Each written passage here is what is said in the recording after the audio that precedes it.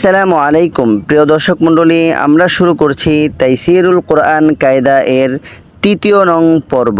তৃতীয় পর্বের জ্ঞান অর্জন করার আগে আমরা যেই জ্ঞান অর্জন করেছি, অর্থাৎ প্রথম এবং দ্বিতীয় পর্বতে যেগুলো পড়েছি সেগুলো হচ্ছে অক্ষরের জ্ঞান, অর্থাৎ আরবি 29 হরফের জ্ঞান। আমরা ওইখানে আরবি 29 হরফগুলো ভালোভাবে চিনেছি।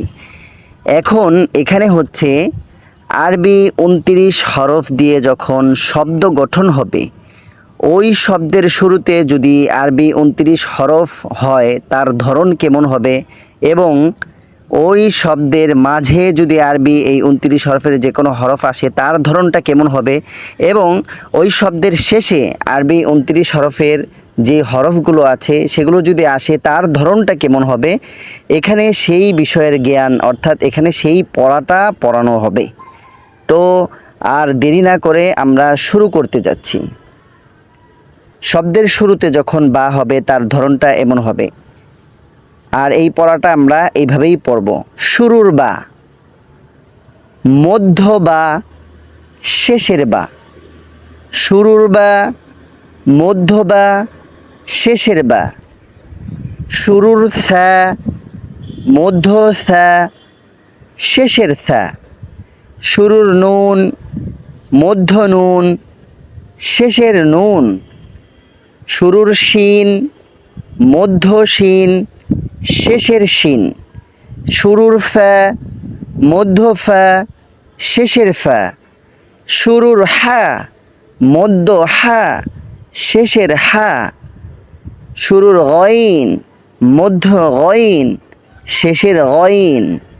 শুরুর সিন, মধ্য সিন, শেষের সিন। শুরুর জিম, মধ্য জিম, শেষের জিম। শুরুর সদ, মধ্য সদ, শেষের সদ। শুরুর খ, মধ্য খ, শেষের খ। শুরুর আইন, মধ্য আইন, শেষের আইন। শুরুর বদ, মধ্য বদ, শেষের বদ। শুরুর ক্যাফ, মধ্য ক্যাফ, শেষের ক্যাফ। শুরুর ত্যা, মধ্য ত্যা, শেষের ত্যা।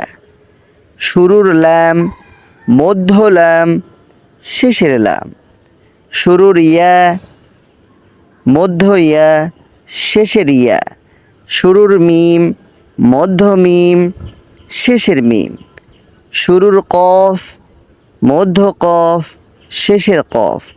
শুরুর হা, মধ্য হা, শেষের হা। প্রিয় দর্শক, আমরা এই পড়াগুলোকে খুব মনোযোগ দিয়ে বারবার পড়ব এবং এই হরফের ধরনগুলো ভালোভাবে চিনে রাখব। যদি এখানে ভালোভাবে চিনে ফেলতে পারি তাহলে দেখবেন আরবি পড়তে অনেকটাই সহজ হয়ে যাবে। তো আজকের মতো বিদায় নিচ্ছি। ওয়াসসালামু আলাইকুম ওয়া রাহমাতুল্লাহ।